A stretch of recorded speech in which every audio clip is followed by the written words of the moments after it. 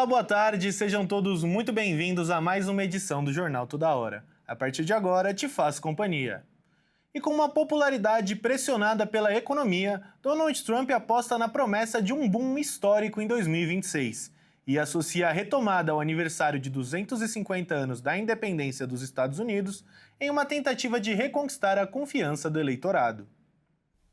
Diante da crescente impaciência dos americanos, o presidente Donald Trump prometeu uma forte retomada econômica para 2026, coincidindo com o aniversário de 250 anos da independência dos Estados Unidos. Passados 11 meses de sua histórica segunda eleição, o republicano mantém um nível de aprovação geral próximo de 40%, semelhante ao de outros presidentes no cargo, mas com números mais baixos na área econômica, onde está em torno de 31%. Da Casa Branca, o presidente adotou um tom combativo e assegurou que o país está à beira de um crescimento sem precedentes, após o que qualificou como uma herança econômica fracassada da administração democrata anterior.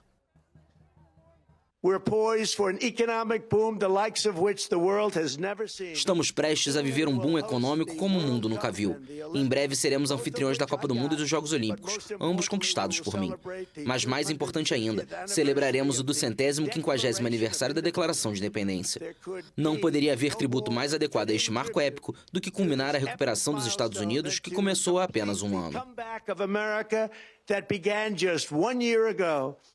Trump insistiu que os Estados Unidos demonstrarão sua liderança global 250 anos após a independência de 1776, vinculando essa mensagem a uma agenda de grandes obras, desregulamentação e estímulos fiscais, sem oferecer novos detalhes orçamentários.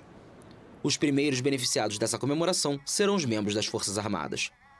O republicano anunciou o que chamou de dividendo do guerreiro, uma bolsa de $1.776 a ser paga a cada soldado americano. O anúncio chega em um contexto econômico dúbio. Embora a inflação tenha se moderado para cerca de 2,75% ao ano e os salários cresçam mais rápidos do que os preços, o desemprego subiu ligeiramente em novembro, para 4,6%, e o custo de vida continua sendo uma preocupação central para muitas famílias. Os democratas fizeram da acessibilidade seu principal eixo de ataque, enquanto cresce a inquietação entre os republicanos com vista às eleições legislativas de meio de mandato, previstas para daqui a um ano. Em contraste, a política migratória do presidente mantém amplo respaldo entre seus seguidores. Desde o primeiro dia, tomei medidas imediatas para deter a invasão da nossa fronteira sul durante os últimos 7 meses. 0 estrangeiros ilegais foram permitidos em nosso país, uma façanha que todos diziam ser absolutamente impossível. De acordo com cifras oficiais, mais de 2,5 milhões de imigrantes indocumentados foram deportados, uma estratégia duramente criticada por organizações de direitos humanos que denunciam separações familiares e restrições ao asilo. Aos 79 anos, Trump, o presidente eleito de maior idade na história do país, não poderá buscar um novo mandato. As pesquisas refletem uma sociedade profundamente polarizada, enquanto o bilionário se prepara para intensificar sua ofensiva política com uma série de comícios, começando nesta sexta-feira na Carolina do Norte. E a polícia da Espanha iniciou uma investigação no laboratório próximo à área onde foi detectado o vírus da peste suína africana.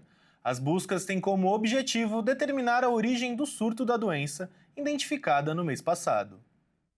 A polícia espanhola investiga a origem do surto do vírus da peste suína africana no país. Agentes estiveram em um laboratório na região metropolitana de Barcelona.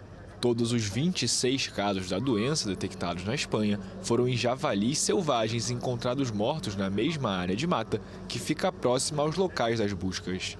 O presidente regional da Catalunha, Salvador Illa, afirmou que ainda não há informações conclusivas sobre a origem da doença ou sobre a possibilidade de ter escapado de um laboratório.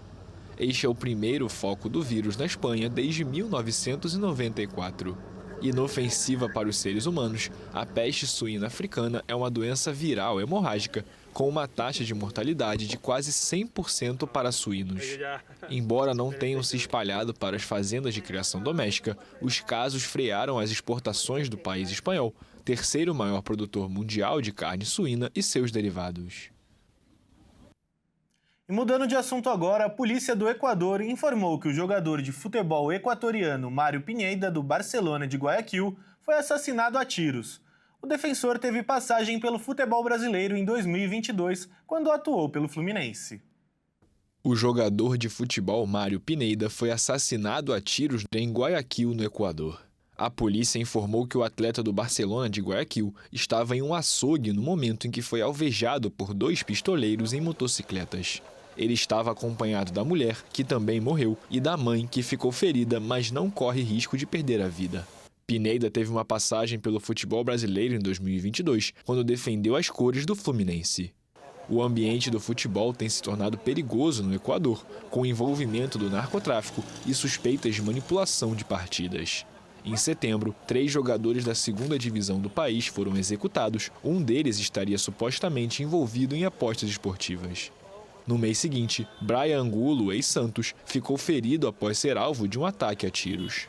Um relatório recente da ONU, que inclui o Equador, alertou sobre a entrada do crime organizado no futebol e em outras modalidades que são usadas para lavar dinheiro.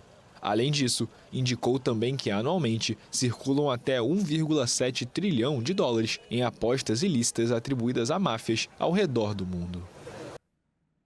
Chegamos ao fim de mais uma edição, mas não saia daí porque às 14 horas temos mais um encontro marcado.